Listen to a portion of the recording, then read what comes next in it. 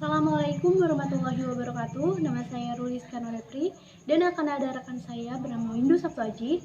Kami dari Universitas Buana Perjuangan akan mencoba menjelaskan mengenai cara pengisian ISPT PPH pasal 21 dengan status nihil.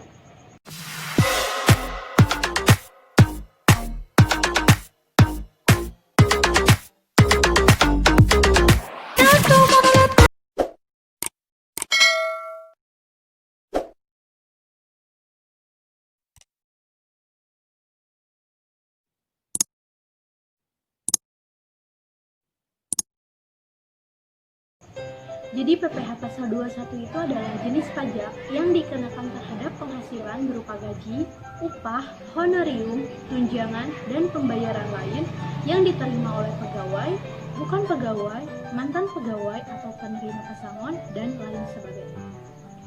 Jadi yang harus kita lakukan adalah klik ISPT PPH pasal 21 yang telah kita download, kemudian silahkan pilih database yang akan digunakan, lalu silahkan login user ID administrator dengan password 123, lalu akan muncul login berhasil didapat, klik OK.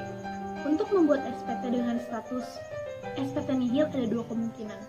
Bisa jadi di sebuah perusahaan itu memang tidak memiliki karyawan sehingga tidak ada penghasilan yang dipotong untuk PPH pasal 21, atau kemungkinan kedua yaitu perusahaan tersebut mempunyai karyawan atau beberapa karyawan yang memiliki gaji di bawah PTKP.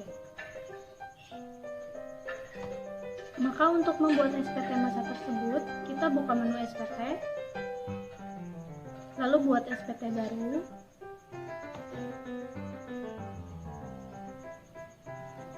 lalu pilih untuk SPT masa tersebut. Di sini saya pakai contoh bulan April. Lalu pilih April, klik buat SPT, akan ada pemberitahuan SPT berhasil dibuat, lalu klik OK. Selanjutnya klik menu isi SPT. Jadi ini untuk kasus pertama di mana perusahaan tidak memiliki karyawan sama sekali, sehingga SPT-nya nihil. Lalu masuk ke SPT induk, kemudian ke bagian E sebelah kanan, di pernyataan data datangan pemotong, klik lalu isi kota perusahaan tersebut di mana dia berdomisili. Lalu klik OK. Lalu klik isi perusahaan tersebut berdomisili. Klik OK.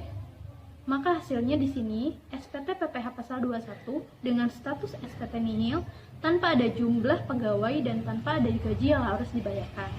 Cara membuatnya seperti ini jika tidak ada karyawan. Kemudian kasus kedua yaitu untuk SPT dengan status nihil tetapi ada karyawan dengan gaji di bawah PTKP. Silahkan tutup. Kemudian silahkan pilih menu isi SPT. Kemudian daftar pemotongan pajak. Kemudian klik satu masa pajak. Di sini kita contohkan bahwa perusahaan tersebut mempunyai 2 karyawan dengan gaji 5 juta. Karena gaji di bawah PTKP, maka kita isikan di bagian B. Di bawah pegawai tetap dan penerima pensiun yang penghasilan tidak melebihi PTKP. Silahkan diisi dengan jumlah pegawai. Di sini kita pakai 2 pegawai ya. Lalu penghasilannya sebesar 5 juta rupiah. Kita pakai itu,